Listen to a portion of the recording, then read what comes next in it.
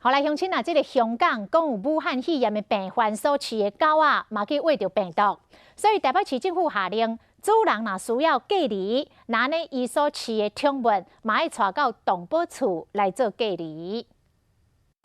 医师详细帮狗仔检查，香港即马传出武汉肺炎患者所饲的狗仔竟然检测出新冠病毒。台北市政府下令，需要隔离的民众，伊的宠物嘛都爱到动保处隔离。你这个需要啊？我觉得应该是不用吧。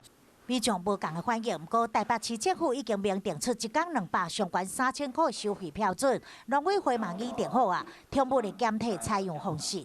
我们就是要把我们的检验方法要给它先明确嘛，我的方法提出来，大家来审视。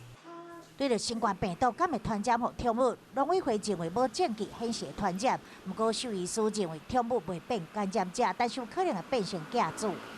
跟主人会有亲密接触，你就把动物想象成是这个人戴着的口罩好了。口罩会不会发病？不会啦。狗猫会不会发病？不会。可是这个口罩本身，它上面带有病原。兽医师建议，宠物得甲人共款，主人唔通随便，互恁家的宠物甲生物人接触。民众嘛唔通伤过亲近其他的人的狗仔甲猫仔，若是摸过了后咧，一定要记得洗手。